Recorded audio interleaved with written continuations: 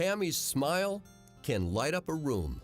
I love where I live. My name's Tammy. I love where I live. To see her now, one would never guess that for many years she felt she had little to smile about. I hated her being in there with 300-400 people. She hated it there. And we'd have to literally pick her up and put her in the car and take her back because she did not want to go back there. After living at home during her childhood, Tammy moved into a hospital as a teenager, capable and independent. She found life there difficult. She's very proud and very independent. I get up in the morning, get ready to go to work, and I like to go to dinners with the ladies. Tammy and her ladies, as she calls the women she now lives with in one of the Mentor Network's group homes in White Bear Lake, Minnesota, lived together at Norhaven Developmental Center for more than 2 decades.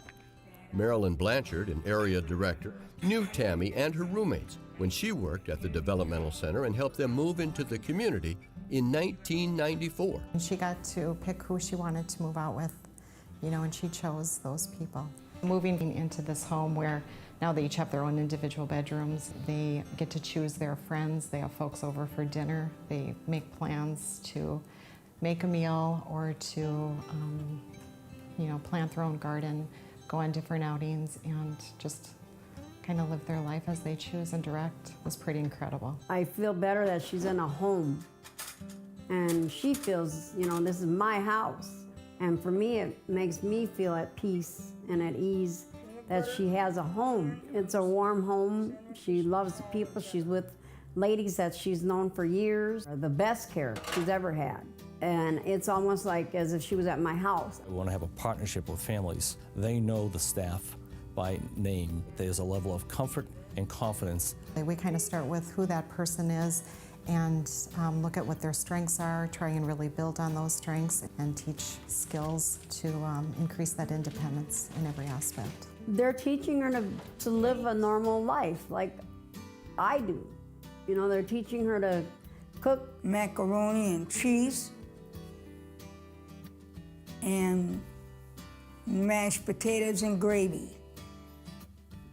And you get those here when you want them? If I make them. Oh, you make them. Tell me about that. I make mashed potatoes, I make corn, I make roast beef.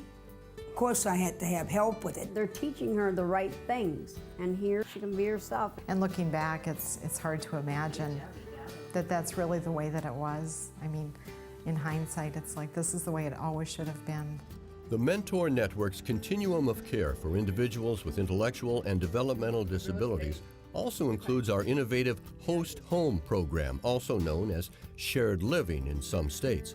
Pioneered by the network more than 3 decades ago, today more than 1,000 individuals are living in homes of their choosing in communities across the country. Mentor is a very unique place. In 1980 in Massachusetts, Mentor took people from individuals out of state schools in Massachusetts and placed them into shared living homes.